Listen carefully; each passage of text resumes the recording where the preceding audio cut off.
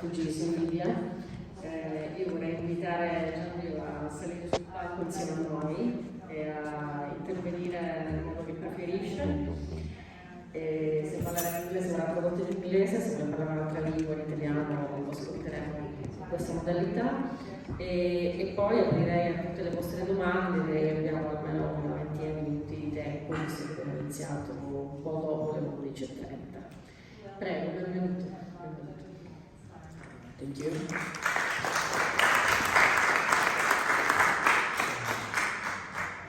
Today I'm happy, and the other part of my life also is not happy because of the situation that you just saw from the video. I come from South Sudan and I have lived in Libya for the past 4 years. And at first I started texting Sally Hayden from inside prison in 2019. And when I got to know her, she told me she was in Uganda, and I told her my family fled there so many years ago, and I know that they are living in the refugee camp. I wanted her to tell my family that I was in Libya, and if I die in Libya, that was the end of me. So the communication went on and went on. In Libya, the situation has been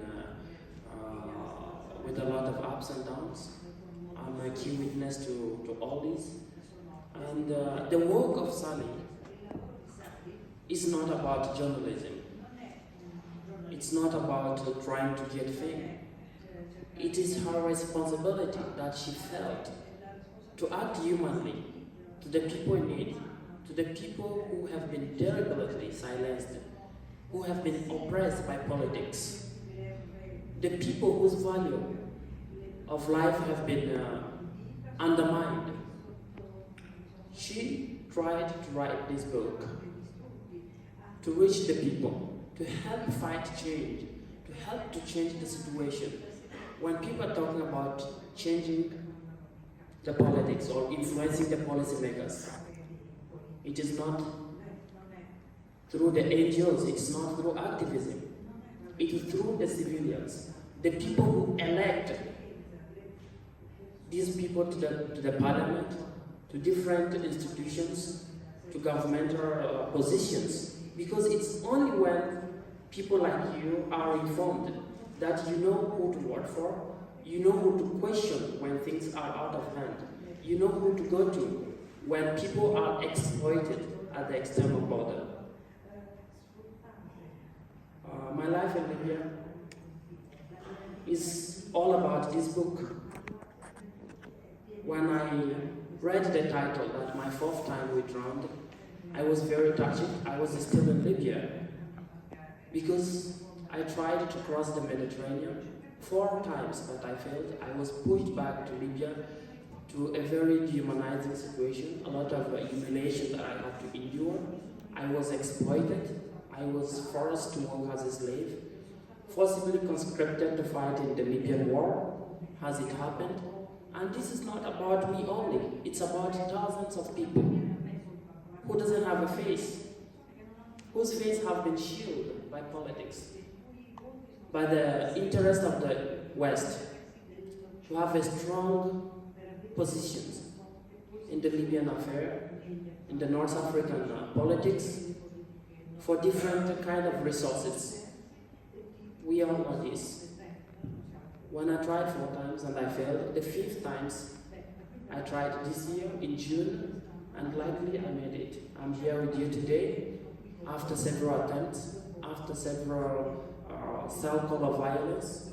But I'm happy that within those period in Libya, the situation that I had to go through did not stop me from giving a voice to myself and to the people surrounding me. Because in Libya last year we started a movement under the name Refugees in Libya. We knew that what the journalists and other people have documented and have given to the international media, some of it have been filtered. And a few people like Sally Hayden, whose work was very pure, with a lot of love and with a lot of devotion, got criticized.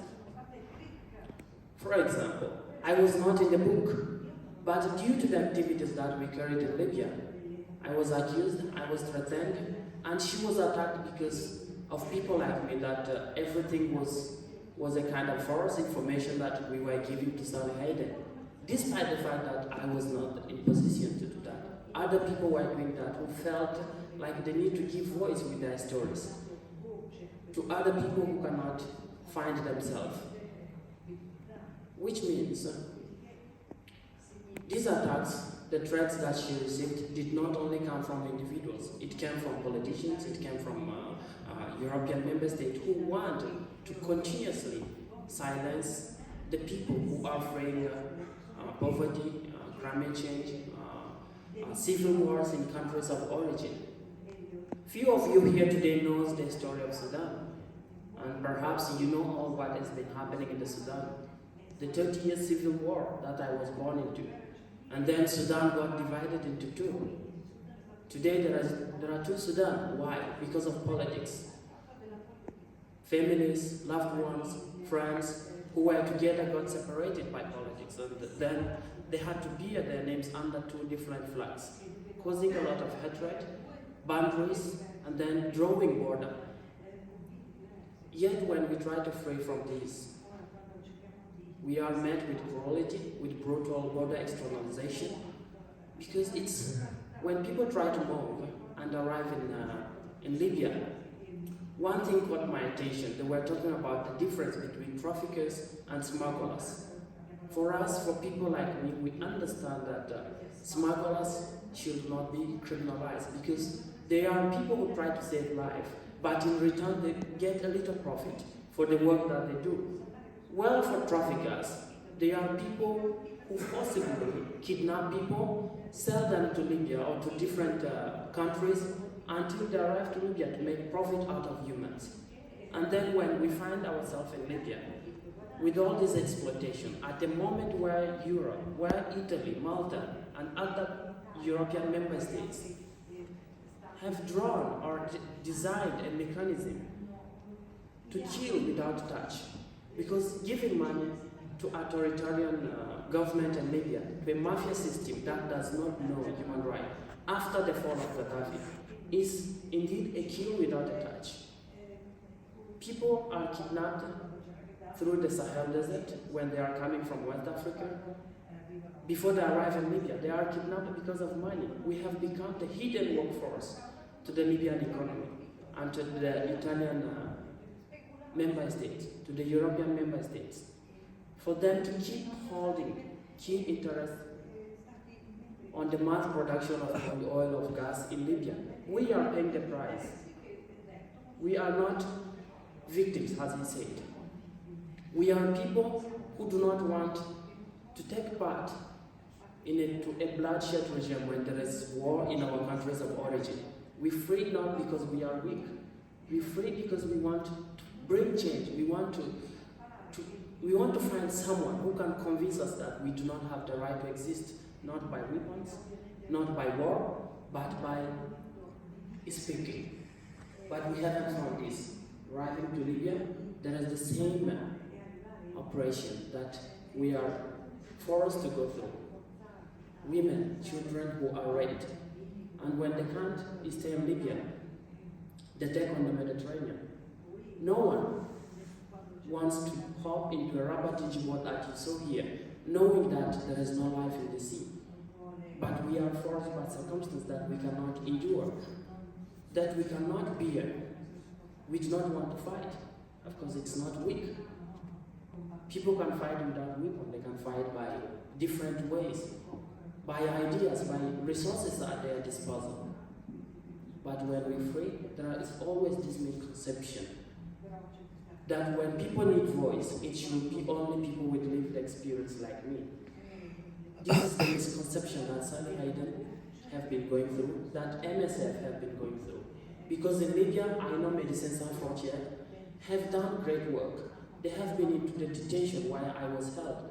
In so many prisons, they have been able to document the rape of women, to document these activities, this brutal mechanism that have been drawn and paid for by Italy, by different EU member states. it has got a different little attention, but a grave criticism that they are white people, they should not speak. When people like Sally and people like one working for MSF try to bring this to life, it is because they feel they need to change. Because we are all humans, regardless of our color. We all have these 10 fingers.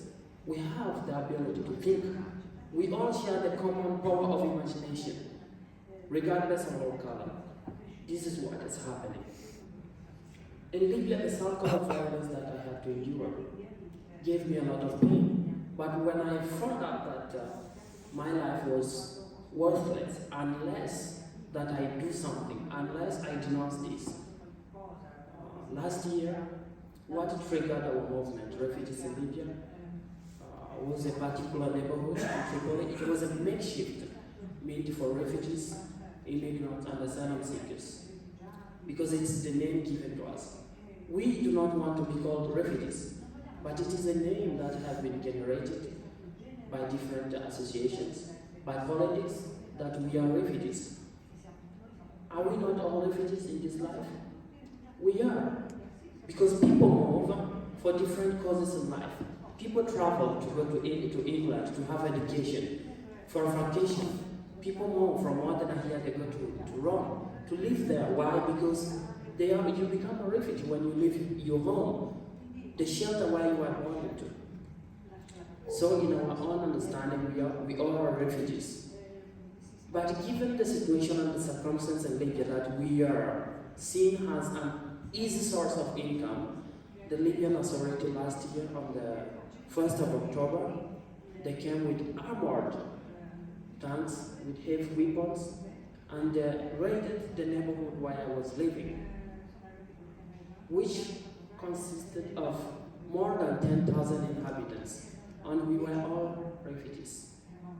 We were seen as weak people because the power of politics made us to look weak. They came, they arrested everybody. Brutally, they shot at people died, pregnant women, elderly disabled, and young men like me. The accusation was just, we are refugees, we are not supposed to be in Libya, we are not supposed to have a voice, we are not supposed to be recognized.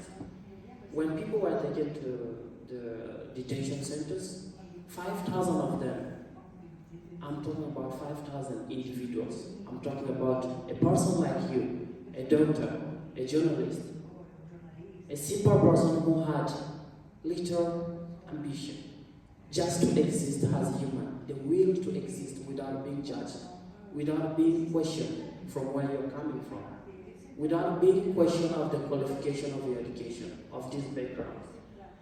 But I couldn't find all this. I had no voice, and so did the thousands who were there along with me. I went to the UNHCR. As I mentioned before, that people who try to bring attention to the violence, to the brutality happening in Libya and beyond the borders of Europe are criticized. We know of humanitarian organizations in Libya, the UNHCR, we know of MSF, and we do support. We do appreciate the work that MSF have done. They are criticized for images, for these graphic pictures. Of course, if there is no other way to do it, and people are willing to give testimonies, they should only do it through this way, to photograph, to document, with all the resources that they have. UNHCR have been silent.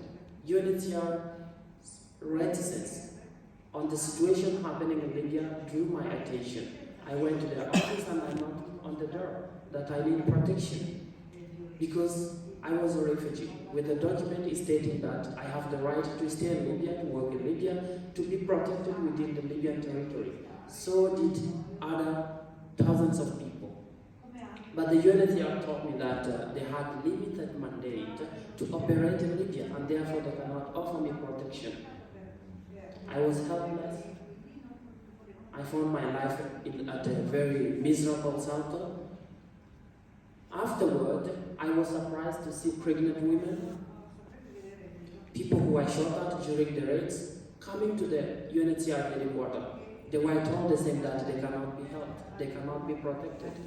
That was when I understood that there is a great need for me, for someone to sacrifice their life, to stand in the front and mobilize the call to denounce the ill treatment of us, of humans.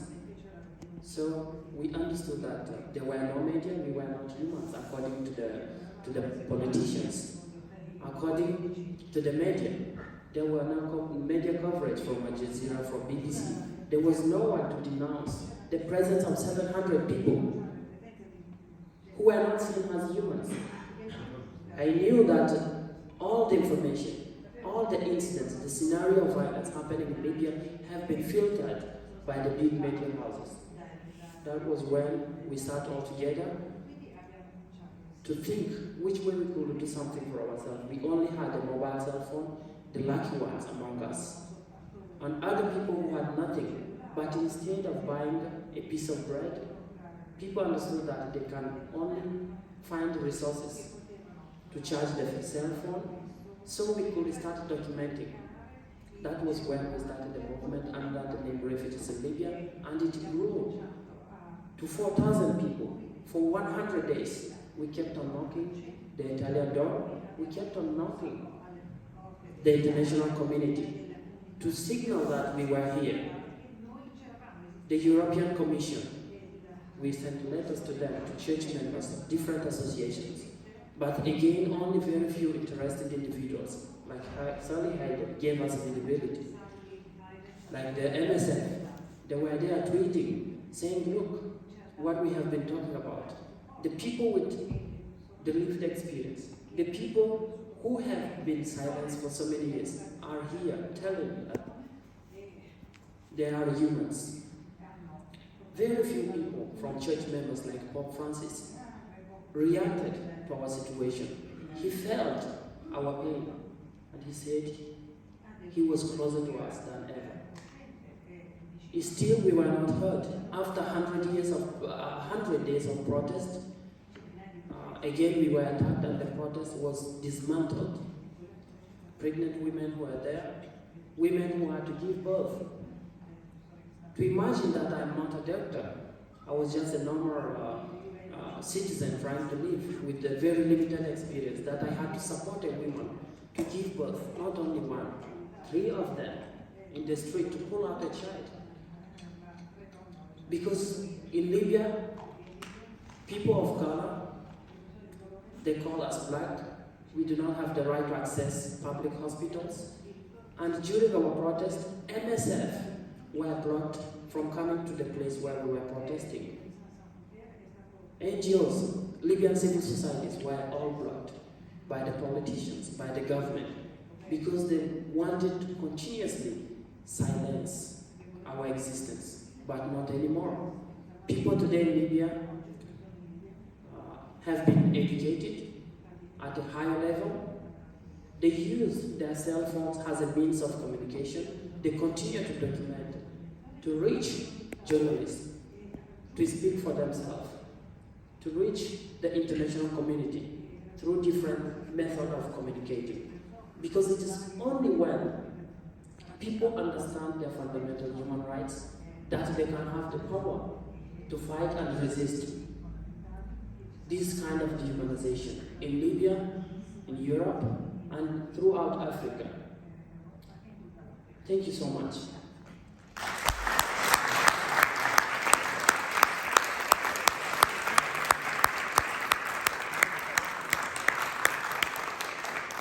Grazie per